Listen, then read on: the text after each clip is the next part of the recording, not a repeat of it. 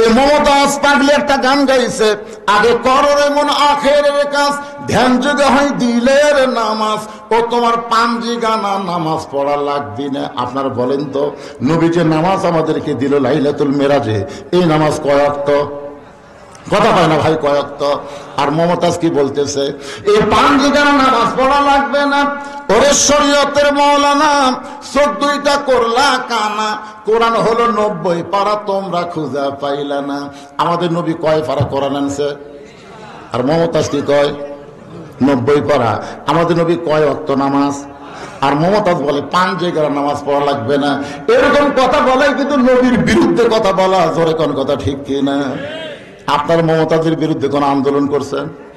আমি করার কারণে জেল খাটছি, আমি করছি। মমতাজকে পাগলি করেছি, মমতাজের বিরুদ্ধে বাস করেছি। আমাদের বাংলাদেশে নিজুম মজুমদার নামে একজন নাস্তিক আছে না নাই? জোরে কোন আছে না নাই? এই নাস্তিকগুলো টকশোর মধ্যে গিয়া ইসলামকে নিয়ে খাটো কথা বলে, নবীকে নিয়ে আল্লাহকে নিয়ে আবল তাবল কথা বলে। আমরা কিছুই বলি না। একটু খেয়াল করেন, আবু বকর বলতেছে, নবীর বিরুদ্ধে কথা শোনার পরে কেউ যদি চুপ করে থাকে, তাহলে বুঝবা নাম তার মুসলমান, কিন্তু আমলে সে হলো মুনাফিক। আমার নবীর বিরুদ্ধে কথা বললে আমরা চুপ করে থাকবো? প্রয়োজন হলে জীবন দিব। কারা কারা জীবন দিতে প্রস্তুত করে হাত তুলে আমার আল্লাহকে দেখান।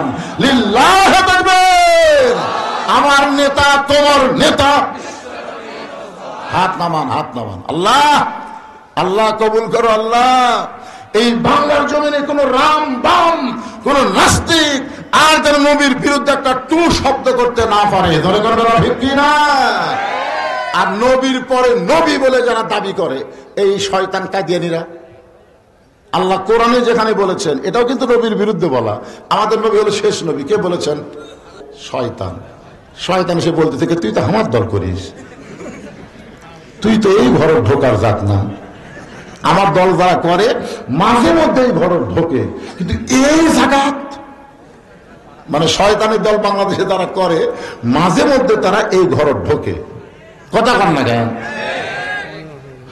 জুমার দিনে পড়ে নামাজ, জুমা গেলে পড়ে না। এরকম লোক আছে না নাই? 5 ওয়াক্ত নামাজ পড়ে না, খালি জুমার দিনে পড়ে। ভোটের আগে পড়ে নামাজ, ভোট গেলে আর পড়ে না। ধরে কোন কথা ঠিক না? মাঝে মাঝে পড়ে নামাজ, কিন্তু এই জায়গা কোনোদিন আসে না। তুই কেমন আইলি? জুব্বাই আমার কাম সারছে ভাই, এই জুব্বার উপরে হুজুর হয়ে গেলাম, এখন জনগণের ঠেলায় সামনে গেছি, এখন কি কর্ম? পাগলা, এটা অক্তিয়া মসজিদ চাটাইয়ের ঘর, চাটাই মাটির সাথে লেগে দিলে উই পোকা খাবি। তুই একটু মাথা তুলে দেখ, ফাঁক আছে, দেখ দেখ, মাথা তুলে দেখ, ফাঁক আছে। দেখে হ্যাঁ, আধা ফাঁক। ওই ফাঁকের মধ্যে চেয়ারা যেরকম বার হয়ে যায়, পেয়ালা আমার বার হয়ে গেছে। সমস্ত মুসল্লি সেজদা থাকতে ক্যারে, এত লম্বা সেজদা জীবনে দেয়নি। একজন মাথা তুলে দেখে হুজুর নাই, চিল্লা বলতে চাও হয়ে থাকিস না রে, ইমাম নাই, নেতা নাই। সবাই মাথা তুলে দেখে গেলে হুজুর গেল কোথায়? তার মানে বোঝা গেল, সবাই নামাজ পড়াবার পারে না। নামাজ যিনি পড়াবার পারে তিনি হলেন ইমাম। আমাদের নবী হলো ইমামুল আম্বিয়া, ইমামুল মুরসালিন।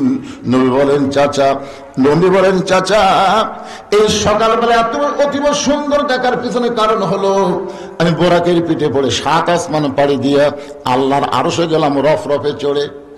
ওগো চাচা, ওই আল্লাহর আরশে গিয়ে আল্লাহর সঙ্গে আমার মেরাজ হলো। আল্লাহ পাক 5 ওয়াক্ত নামাজ দিল। এই 5 ওয়াক্ত নামাজ নিয়ে রাতারাতি আবার দুনিয়াতে ফেরত এসে সকালবেলা ফজরের 2 রাকাত ফরজ পড়ে আপনার সঙ্গে আমার সর্বপ্রথম দেখা হলো। এই কারণে হয়তো আমার চেহারা আপনি অতীব সুন্দর দেখতেছে। আপনারা তো সুবহানাল্লাহ করলেন, কিন্তু আবু জাহেল সুবহানাল্লাহ কর পাটি ওই চিল্লা কাইকেরি।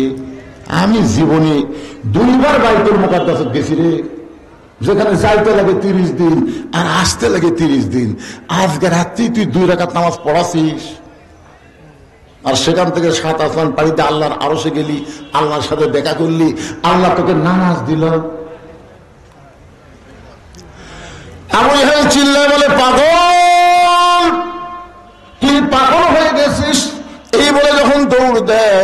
পিছন দিক থেকে নবী ডাক দেয়া বলে, চাচা আপনি আমাকে 100 বার পাগল বলেন, কিন্তু আপনি দৌড় কেন মারতেছেন?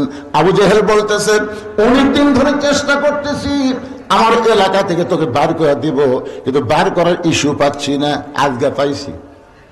নবী বলেন, কেন বার করবেন? বলেন, কয়েকদিন হলে দেখতেছি যে তোর বাড়ির কাছে মানুষ এসে সালাম দেয় আর আমার বাড়ি থুতে দেয়। একই জায়গার যে বাড়ি, আপনারা যারা হজ করবার গেছেন তারা দেখছেন, দেখেননি ভাইজান? নবীজি বাড়ি হচ্ছে লাইব্রেরি আর আবু জেহেলের বাড়ি হচ্ছে পায়খানা। দরকার কি খানা? তা আমি কয়েকদিন হলে দেখতেছি তোর বাড়ির দিকে জনগণ এসে সালাম দেয় আর আমার বাড়ির দিকে থুতে দেয়। এত নেতা থাকতে তোকে সালাম দিবে আর আমারে থুতু দিবে, আমি এখান থেকে তোকে তাড়ানোর একটা ব্যবস্থা করে একটা পথ খুঁজতেছিলাম, কিন্তু পাচ্ছিলাম না। আজকে ইস্যু পাইছি, তোর পাগল বানায় আমার এলাকা ছাড়া করতে চাই। এই মনে করে আবু জেহেল এক দৌড়ে চলে গেছে আবু বকরের দরজায়।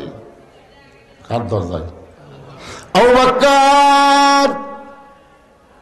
আবু বকর সঙ্গে সঙ্গে আবু বকর চমকে উঠছে, এত সকাল বেলায় এত বড় নেতা আমার দরজায়। নেতা মনে হয় ভোটর ডান আছে। আপনারা বলেন তো, বড় বড় নেতা সবসময় কিন্তু সাধারণ মানুষের কাছে যায়, কথা কন না কেন? যায়। কখন যায়? 5 বছর পর পর যখন ভোট সামনে আসে তখন দেখবেন নেতাদের ঘন ঘন দেখাশোনা। আবু বকর চিন্তা করে, এত বড় নেতা সকালবেলা যখন আমার ঘরের দরজায়, মনে হয় নেতা বিপদে পড়ছে। আস্তে করে দরজা খুলে বলে, নেতাজি কি খবর, সকালবেলা আমাকে ডাকতেছেন? আবু জেহেল বলে, আবু বকর তোমার নবী যে পাগল হয়েছে এটা কি তুমি জানো? যেই বলছে তোমার নবী যে পাগল হয়েছে এটা কি তুমি জানো? সঙ্গে সঙ্গে আবু বকর শাহাদাত আঙ্গুল তুলে বলতে, আবু জেহেল যেই কথা একবার বলেছো এই কথা যদি দ্বিতীয়বার বলো। আমার হাতের দিকে তাকান, যেই কথা একবার বলেছে এই কথা যদি দ্বিতীয়বার, কি বুঝতেছেন? বুঝতে পারছেন? আবু জেহেল 3 ধাপ পিছনে যায়, চিন্তা করে, কে রে এই সবচাইতে নরম মানুষ? নবীর যত সাহাবী ছিল সবচাইতে নরম কে? আর সবচাইতে গরম কে? ওমর।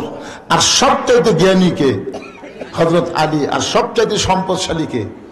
ওসমান।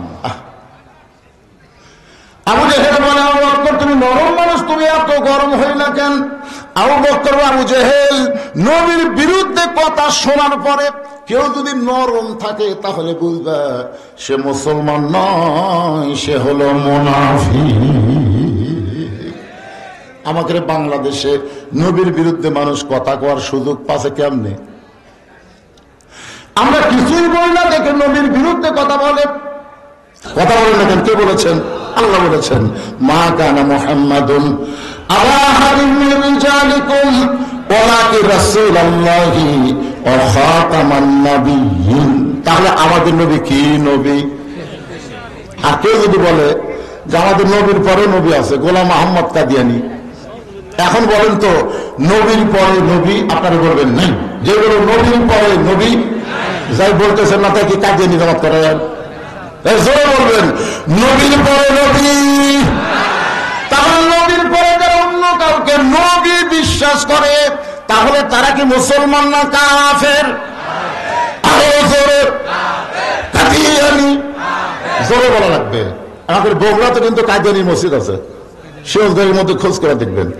খেয়াল করেন ভাইজান, আজকে তোমরা কাদিয়ানী কাফের হয়ে যাও, তোমরা অন্য ধর্ম, তোমরা মুসলমান দাবি করবে, আর আমরা তোমাদেরকে মুসলমান স্বীকারোক্তি দিব না। নবীর জন্য যদি জীবন দেওয়া চাই, আমাদের নবী শেষ নবী, এই বিশ্বাসটার কলিজার মধ্যে রাখা লাগবে। ধরে কোন ঠিক কিনা? তাহলে জবান করে বলেন, মিডিয়ার মাধ্যমে গোটা বিশ্ব প্রচার হবে যে জোড়া মাদ্রাসার পাগলেরা বহু রাত্রে গভীর রাত্রে বিশ্বনবীকে বিশ্বনবীর জায়গায় জায়গা দিয়ে কাদিয়ানীদের কাফের বলেছে।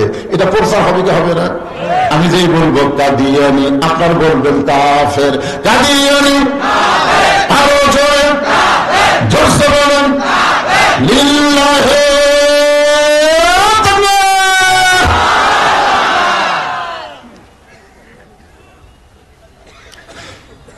আবু জেহেল বলতেছে, আবু বকর তুমি যে এত খেপে গেলা, নরম মানুষ এরকম এরকম করতেছে, মানে আমার ধরবে। কিন্তু আমি কি জন্য তোমাদের মনে পাগল করেছিলাম তুই জানো? আবু বকর বলে কি? বলে তোমার নবী আমার কাছে সকালবেলা গাঁজা খুরি গল্প করলো যে আজকে রাত্রেবেলা উঠে বাইতুল মুকাদ্দাসে 2 রাকাত নামাজ পড়াছে, সেখান থেকে 7 আসমান পাড়ি দিয়ে আল্লাহর আরশে গেছে, আল্লাহর সাথে নাকি দেখা হলো, আল্লাহ পাক 5 ওয়াক্ত নামাজ দিল। এই নামাজ নিয়ে রাতারাতি ফেরত এসে সকালবেলা এই গাঁজাখুরি গল্প হক শোনালো যে বাইতুল মুকাদ্দাস যাইতে 30 দিন লাগে, আসতে 30 দিন লাগে, আজকে রাত্রি নাকি এই নামাজ পড়াছে। আবু বকর চোখের পানি বের করে আবু জেহেল, এই কথা যদি আল্লাহর নবী বলে থাকে তাহলে এক বিন্দু মিথ্যা বলেনি। আবু জেহেল কয় আমার সকালটাই মাটি রে, কি কারণ সকালটাই মাটি? হুজুর যত আল্লামা সাইদ হুজুরকে কিন্তু ওরা ফাঁসি দিবেই, ওরা ফাঁসি দিবে।